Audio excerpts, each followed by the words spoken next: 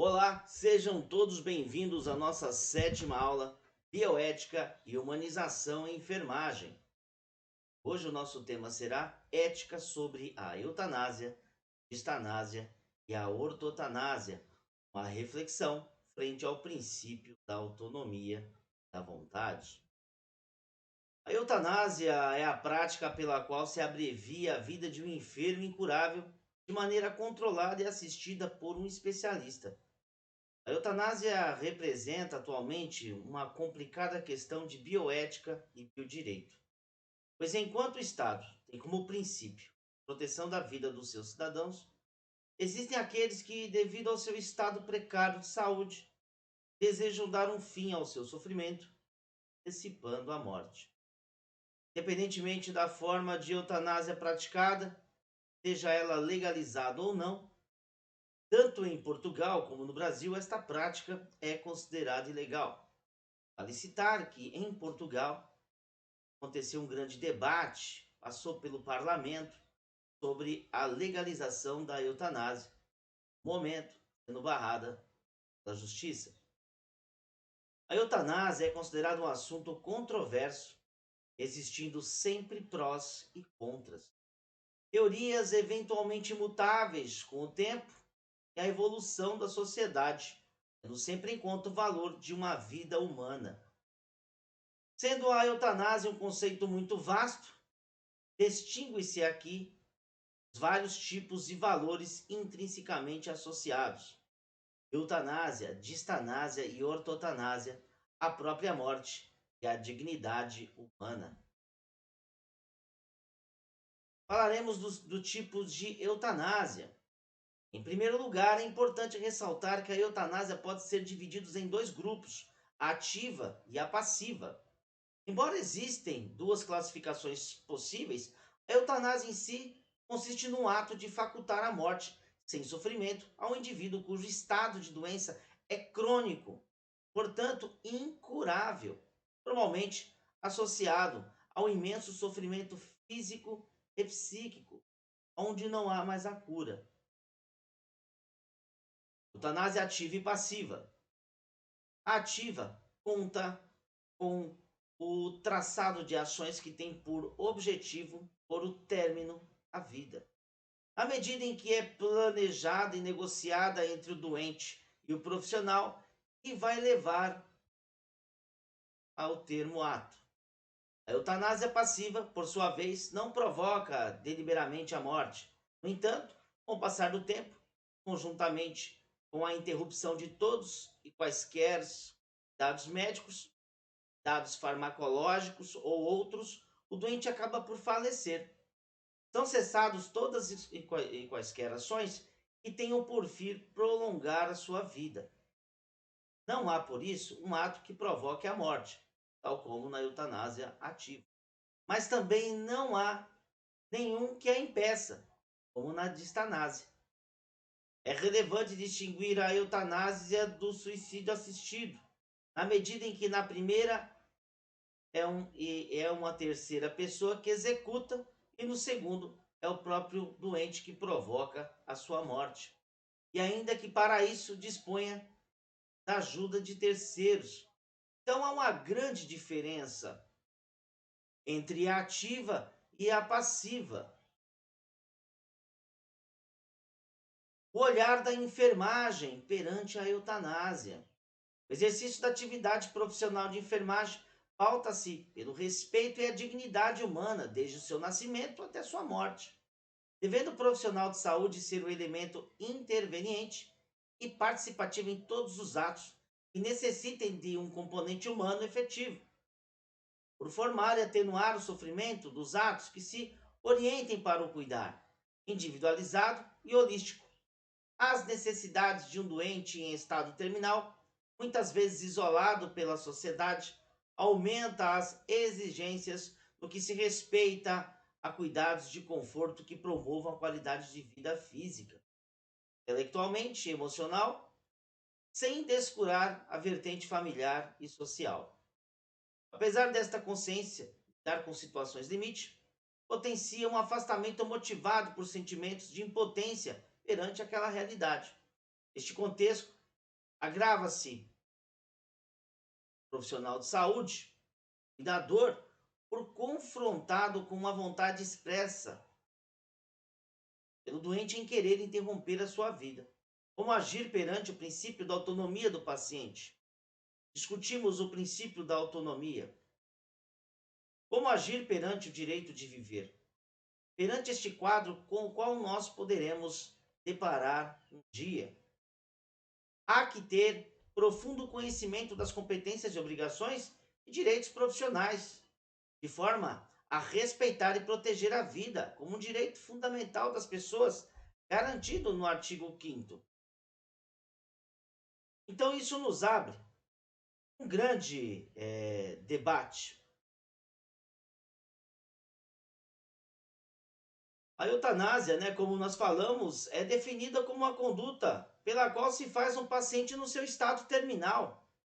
Ele é portador de uma doença incurável, esteja em sofrimento constante.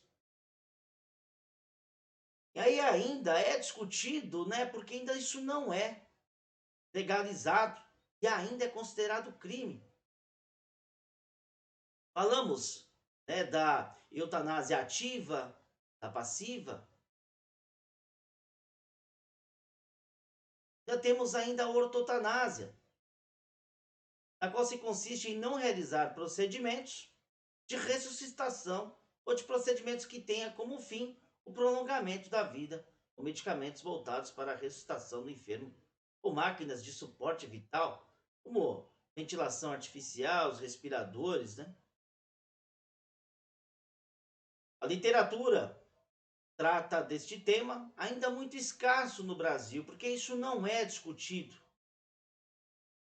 É um tabu, que é geralmente associado por algumas pessoas como suicídio.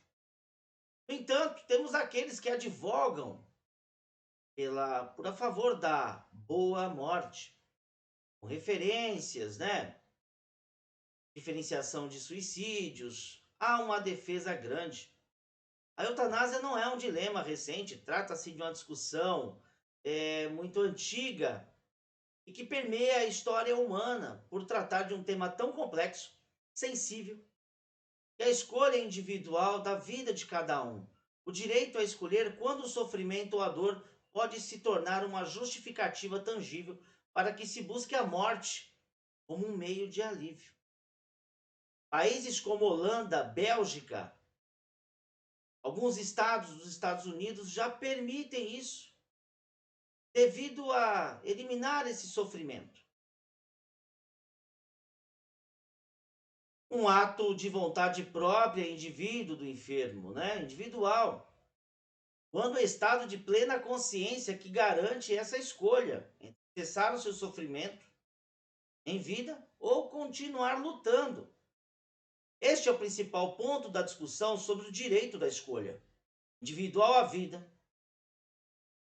A liberdade do sujeito sofre em determinar a sua vivência e justificada, seja pelas suas crenças, vontade individual ou por simples compaixão por aqueles que seriam atingidos pela sua morte. No Brasil, a eutanásia é um crime previsto em lei, talvez até como assassinato nos artigos 121 e 122. No entanto, existe um atenuante que é verificado no caso do ato ter sido realizado a pedido da vítima, em vista de um alívio, um sofrimento latente, inevitável, e reduz ainda as penas, né? De reclusão, mas ainda é considerado crime. Os debates sobre o assunto são geralmente encabeçados por membros organizadores, membros religiosos, que argumentam a vida como uma dádiva. A escolha individual é independente da crença religiosa, nos diz a respeito sobre a própria vida, tendo sempre uma vista a dignidade humana e o direito de acabar com o sofrimento quando não existe outra alternativa. Existem ainda vários conceitos, né? Nós temos ainda um conceito chamado slippery slope, né? Que fala sobre uma barreira da bioética,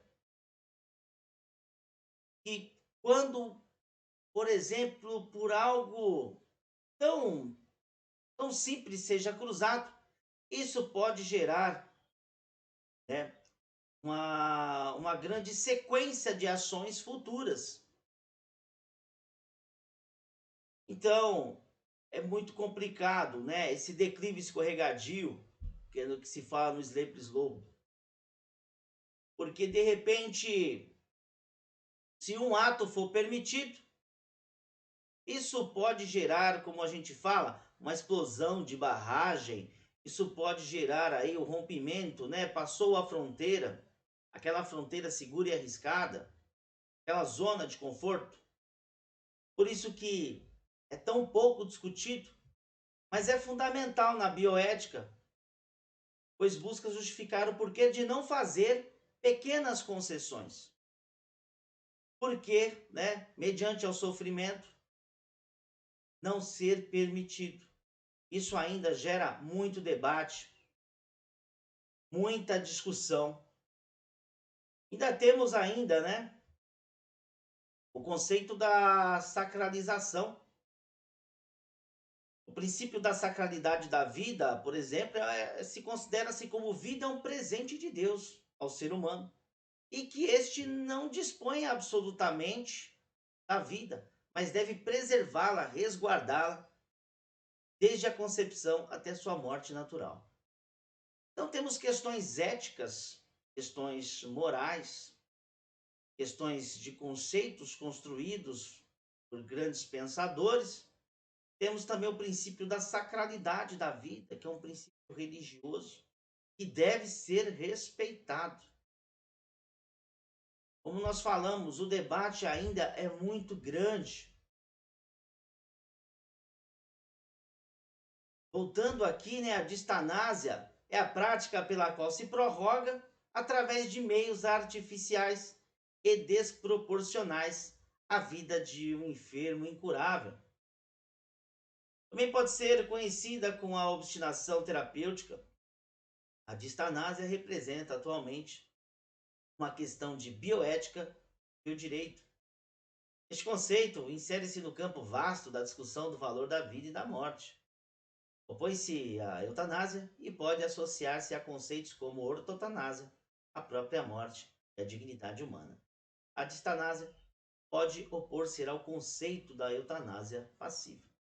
O termo distanásia foi proposto em 1904 por Morak e tem sido empregado para definir a morte prolongada, acompanhada de sofrimento, associando-se à ideia da manutenção da vida através de processos terapêuticos desproporcionais. A obstinação terapêutica. Aspectos principais. A distanásia pode abranger três aspectos principais: o pessoal, o familiar e o social. No aspecto pessoal, o indivíduo doente, que inicialmente teve seu processo de morte prolongado em vista de uma possibilidade idealizada de cura, aos poucos passa a depender completamente do processo tecnológico que o mantém. E a prorrogação constante da morte se torna o único elo com a vida. O doente se torna passivo e já não decide por si mesmo, apenas vive em função do processo de controle sobre a natureza. No aspecto familiar ocorre uma dualidade psicológica. Por um lado, prolongamento da vida do ente querido, daquele que nós amamos, daquele que não podemos ficar sem ele. Enquanto, por outro lado, o sofrimento perante a possibilidade constante, a repetitividade da perda. Há um grande sofrimento nisso. E além do doloroso ônus financeiro, em prol de um objetivo inalcançável. Algumas pessoas gastam rios de dinheiro, gastam toda a sua fortuna para manter o seu ente querido ligado a aparelhos. Apesar de sua cura ser irreversível, no aspecto social, ocorre o esgotamento da disponibilidade de recursos mediante uma situação irreversível que repercute sobre o emprego oneroso dos recursos públicos, em especial nas sociedades carentes, em prejuízo de questões mais essenciais para a saúde pública. O resultado seria maior abrangência social. Opinião crítica, né? Oliveira defende que atualmente a medicina e a sociedade têm diante de si um desafio ético, ao qual é mister em responder com urgência. O de humanizar a vida no seu acaso, devolvendo-lhe a dignidade perdida. Para Batista e Schramm, o emprego planejado em conscienciosos dos recursos públicos devem ser a preocupação constante da gerência em saúde, em especial devido à escassez evidente desses recursos para a população necessitada. A disponibilidade de tais recursos para a manutenção de doentes tem reais possibilidades de recuperação da qualidade de vida, submetendo-os a um processo doloroso de morrer que exige atitude reflexiva por parte da sociedade e da medicina, na busca de uma solução adequada e apoiada na ética. Ortotanásia é o termo utilizado pelos médicos para definir morte natural sem interferência da ciência, permitindo ao paciente morte digna, sem sofrimento, deixando a evolução e percurso da doença. Portanto, evitam-se métodos extraordinários de suporte à vida, como medicamentos, aparelhos, em pacientes irrecuperáveis e que já foram submetidos a suporte avançado de vida. A persistência terapêutica em paciente recuperado pode estar associada à distanásia, considerada morte. Mistanásia. O termo mistanásia foi sugerido para denominar a morte miserável, fora e antes da hora. Dentre a grande categoria de mistanásia, há três situações. O primeiro, a grande massa de doentes e deficientes que, por motivos políticos, sociais e econômicos, não chegam a ser nem sequer pacientes, pois não conseguem ingressar efetivamente no sistema de atendimento médico. Hoje nós estamos vendo, né, o nosso SUS, que por diversas vezes, devido à pandemia, entrou em colapso. Assistimos isso. Muitas pessoas, infelizmente, perderam as suas vidas porque não havia leito suficiente. Infelizmente, se enquadra também nisso. Segundo, né, os doentes que conseguem ser pacientes para em seguida se tornar vítimas, talvez possa acontecer até vítimas, né, de erro médico. Também é uma segunda questão a ser discutida. E o terceiro, os pacientes que acabam sendo vítimas da má prática por motivos econômicos, científicos e sociopolíticos, né? Hoje nós estamos assistindo, né, que infelizmente sofremos pela falta de investimento no SUS, pela falta de investimento na saúde pública no nosso país, algo que vem há muitos anos. Somos pegos por uma pandemia que já era prevista por vários e vários sim, em algum momento da nossa história poderíamos ser acometidos. Características: a mistanase é uma categoria que nos permite levar a sério o fenômeno da maldade humana. A mistanásia pode ser comprovada diariamente em vários meios sociais. Pode ser vista frequentemente no central de urgências e emergências, nos grandes hospitais em vários estados, em vários países. Por exemplo, pessoas sendo abandonadas à própria morte. Onde se pode presenciar a agonia de pacientes que sofrem junto aos seus familiares, à espera de leitos vagas nas UTIs. Certo é que a saúde pública necessita ser vista com mais humanidade, com mais seriedade. Desta forma, o Estado, enquanto provedor de dignidade da vida, deve direcionar todos os seus esforços ao combate às mazelas humanas, às doenças, principalmente investir na atenção primária, investir nas unidades básicas de saúde, que é onde se realmente faz saúde. Como é o caso de milhões, né? Continuando aqui falando das mazelas, né? O caso de milhões de famintos que assistimos no mundo inteiro. Moradores de rua, que às vezes saímos para simplesmente trabalhar, deparamos com pessoas em situação de rua, porque no fato, rua não é morada. E outras pessoas em miseráveis condições que atentam contra a vida digna. Fica para vocês uma reflexão, alunos, o que vocês acham da eutanásia? Enfim, terminamos a nossa sétima aula, mas ainda vocês receberão um conteúdo complementar falando sobre o profissional de saúde diante a morte. Estarei enviando para vocês esse vídeo. Assistam, façam suas anotações e leiam o material complementar. É de suma importância para a nossa vida profissional na área da saúde. Um grande abraço a todos. Lembrando que teremos a nossa avaliação. Até mais, alunos. Um grande abraço.